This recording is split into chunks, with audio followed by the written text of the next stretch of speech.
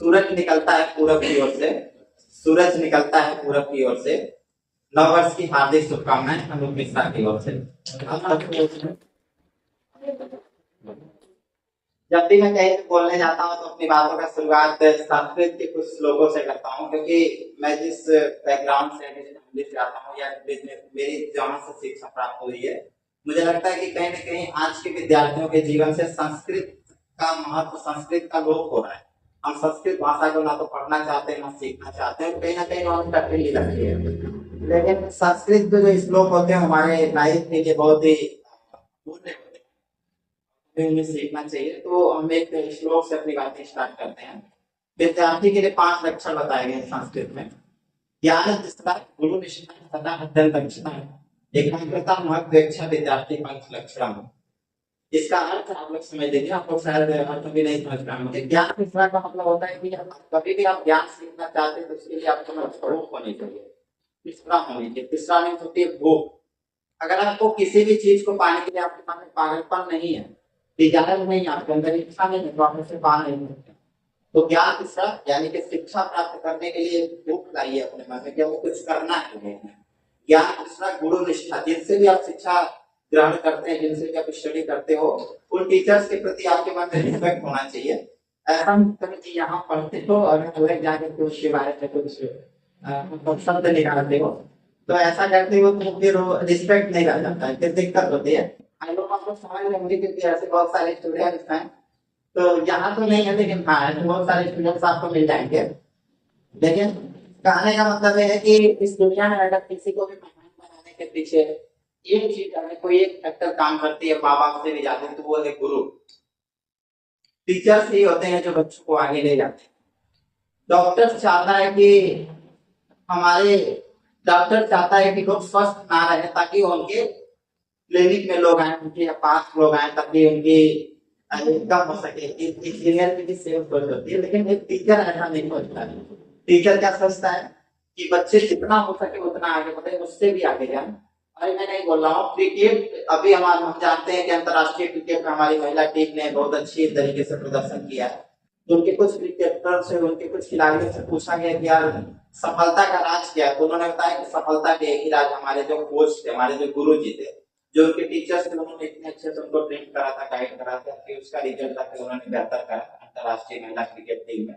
तो ज्ञान तीसरा, गुरु निष्ठा, सदा अध्ययन दक्षता, अपने अध्ययन के प्रति हमेशा दक्ष रहिए। जो भी चीज पढ़िए ईमानदारी से पढ़िए। अगर ईमानदारी से नहीं पढ़ते हैं तो मान लीजिए आप साइंस भी पढ़ते हैं, मैथ्स भी पढ़ते हैं, एसएसटी भी पढ़ते हैं, लेकिन कोई भी सब्जेक्ट जिस टाइम पे जो सब्जेक्ट आप पढ़ते हैं उसको बेहतर तरीके से पढ़िए, उसको बोलते हैं दक्षता। कंसंट्रेट होकर के पढ़िए। सदा अध्ययन दक्षता, एकाग्रता, अपेक्षा, एकाग्रता लाइए अपने मन में, एकाग्रचित होकर के पढ़िए। एकाग्रचित होने का मतलब होता है कंसंट्रेट होकर के। कोई भी चीज आप सीखिए तो एकाग्रचित होकर के सीखिए। एकाग्रता, महत्वेक्षा, महत्वेक्षा का मतलब होता है कि आपके मन में एक इच्छा होनी चाहिए, महत्वाकांक्षा होनी चाहिए कि हमें ये चीज करनी है। जब तक आपके मन में इच्छा नहीं होगी कि हमें ये चीज करनी है, तब तक आप नहीं कर पाओगे। जैसे नेपोलियन बोनापार्ट, आपको पता है कि जब नेपोलियन बोनापार्ट आल्प्स पर्वत जीतने जाता है, आप लोग पढ़े होंगे एसएसटी में, तो एक बुढ़िया मिलकर उससे कहती है कि आल्प्स पर्वत पे जो भी गया उसे जीत के वापस नहीं आ पाया, तू भी वापस नहीं आ पाएगा। लेकिन नेपोलियन बोनापार्ट के अंदर एक विद्यालय है, इसके अंदर महत्वाकांक्षा थी कि लोग नहीं जीत के आ पाए, लेकिन मैं तो जीत के आऊंगा। तो वो एक माला माने हुए होता है, वो बुढ़िया के गले में डाल देता है, उससे बोलता है कि जब मैं जीत के आऊंगा तो माला में तू मुझे दोबारा।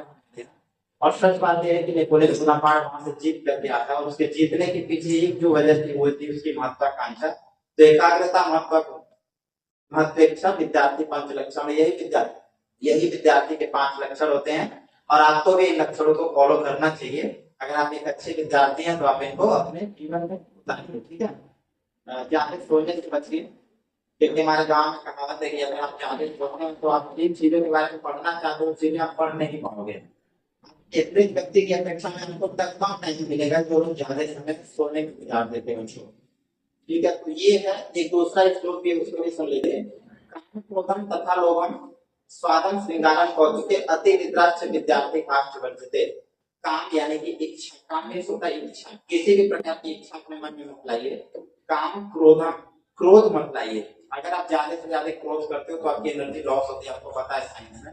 तो क्रोध से बचिए, काम क्रोध तथा लोगों को लालच मत करिए, स्वार्थ किसी भी प्रकार के स्वार्थ के पीछे मत भागिए, अत्यंत के पीछे मत भागिए, स्वार्थ श्रृंगार श्रृंगार के पीछे मत भागिए, शौक के पीछे मत भागिए, कौतुक यानी किसी भी चीज के प्रति आपके मन में कौतूहल नहीं होना चाहिए, आप सीरियस होकर के किसी बात को समझिए गंभीर तरीके से, कौतुक नहीं होना चाहिए।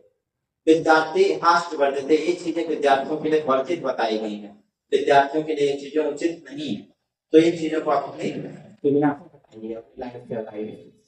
बाकी आज नया साल है, नए में लोग नए नए तरीके से अपनी चीजों को करते हैं, लेकिन मेरे नया साल मनाने के पीछे, हर साल मैं नए साल मनाता हूँ तो मुझे एक चीज समझ में आती है कि धीरे धीरे हम लोग जैसे जैसे एक नया साल मनाते जाते हैं, कहीं ना कहीं हमारी लाइफ में कुछ न कुछ नया साल होने के साथ साथ कुछ चीजें हमारी लाइफ से कम हो रही होती है, हम उन रिश्तों से दूर जा रहे होते हैं जो रिश्ते हमारे करीब होते हैं, उनसे जितने भी आपके आसपास जितने भी रिश्ते हैं, आपके फैमिली के मम्मी पापा से, भाई बहन से, एक अच्छे दोस्त का जो रिश्ता है उनको अपने आसपास बचा करके रखिए, क्योंकि आजकल लोग बिजी हो जा रहे हैं सोशल मीडिया के अंदर, तो रिश्तों को होते जा रहे हैं, अकेलापन महसूस करते हैं। तो सफलता का कोई और छोर नहीं होता, आप जितनी ऊंचाई पर जाओगे आपको लगेगा कि और कुछ करना चाहिए, और कुछ करना चाहिए, और ये जो और कुछ करने की जो भूख आपके अंदर होती है वही आपको सफल बनाती है। बहुत अच्छा शेर है कि इस कुछ करने उम्र की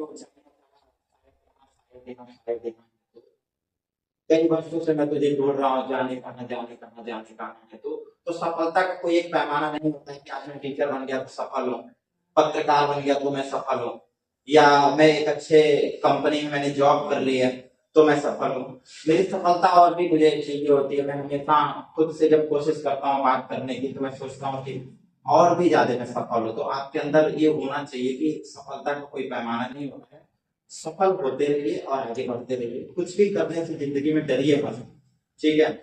एक चीज जो आपको करना है विद्यार्थी लाइफ में, पढ़ते रहिए लेकिन अहंकार मत पालिए, किसी भी प्रकार का अहंकार नहीं होना चाहिए, ठीक है। कि बहुत सारे ऐसे बच्चे होते हैं, बहुत सारे ऐसे लोग होते हैं जिनको थोड़ा सा भी शोहरत और नाम मिलने के बाद वो लोग अहंकार में हो जाते हैं, इनको अहंकार में नहीं आना चाहिए। बहुत अच्छे शायर उनका शेर है कि जरा सा कुदरत ने क्या नवाजा, आके बैठे हो पहली सफ में, अभी से उड़ने लगे हवा में, अभी तो दौलत नहीं नहीं है। तो कहने का मतलब ये है कि ये जो नई नई शोहरत या पहचान आपको मिल रही है, इस पे आपको उड़ना नहीं है, स्टेबल रहना है।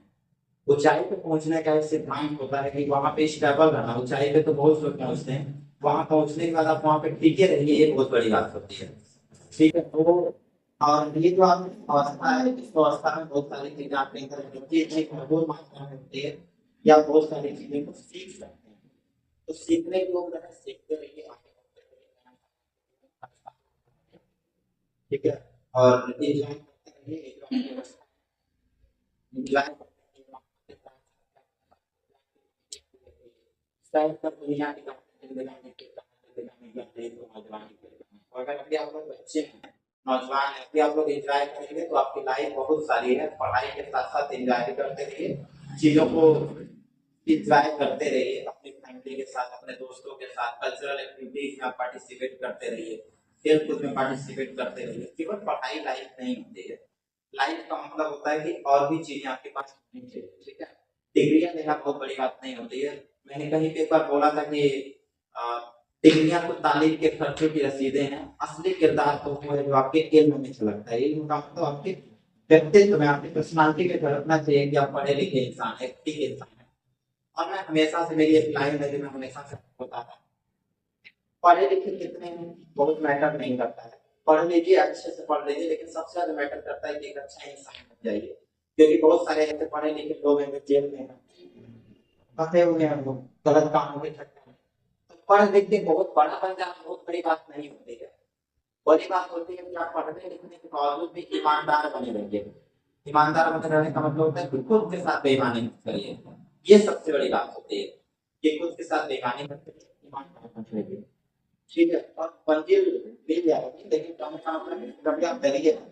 एक बहुत अच्छा शेर है इमरान प्रसाद गरी को आप लोग सुनते होंगे, उनका एक शेर है कि राह में खतरे बहुत हैं मगर डरता कौन है, मौत कल आनी है आज आ जाए डरता कौन है, तुम्हारी लश्कर के मुताबिक अकेले हैं मगर मैदान में फैसला होगा कि जीतता कौन है। तो कहने का मतलब है कि फैसला हम नहीं कर सकते हैं कि कौन जीतेगा, ये बात कौन जीतता है। प्रयास करते रहिए और आगे बढ़ते रहिए। समाज में सुधार करने के लिए आप लोगों की एक छोटी सी पहल भी काम करेगी और आप लोग भी यही सोचेंगे कि कुछ नहीं, कोई नहीं कर रहा है तो हम भी नहीं करेंगे। तो इस तरीके से आप आगे नहीं बढ़ पाएंगे। ठीक है, एक एक कदम बढ़ाइए ताकि भारत में आगे जा पाए। और राम कुमार वर्मा की सबसे शानदार पंक्तियां भी हैं जिनके साथ अपनी वाणी को विराम होगा। वो पंक्तियां ही हैं कि चाहता तो बच सकता था मगर बचता तो कैसे रचता, चाहता तो बच सकता था मगर कैसे बच सकता था, जो बचेगा वो कैसे रचेगा, पहले में झुलसा फिर छिपता, चाहता तो मगर जो खरीदेगा वो कैसे निभाएगा, चाहता तो बच सकता था मगर बचता तो कैसे बचता। अभी फिलहाल कुछ दिनों पहले की जो मैं क्लाइंट की पे उसको डायरेक्ट कहूंगा नहीं, लेकिन आपको भी पता है कि मैं चाहता तो एक चीज से बच जाता, मैं नहीं आता पहले, नहीं करता। मैं भी लोगों की तरह आराम से स्टॉप तरीके से जो कंफर्ट जोन के काम होते हैं उनको करता, कोई रिस्क नहीं लेता। लेकिन इस समय में रिस्क लेके मैं कर रहा हूँ। तो कब तक आगे बचेगा, डरिए मत, आगे बढ़िए। लाइफ आपकी है, अगर आप आगे बढ़ेंगे तो भगवान आपका साथ देंगे और आते रहेंगे। एक बार फिर से नववर्ष की हार्दिक शुभकामनाएं मेरी तरफ से।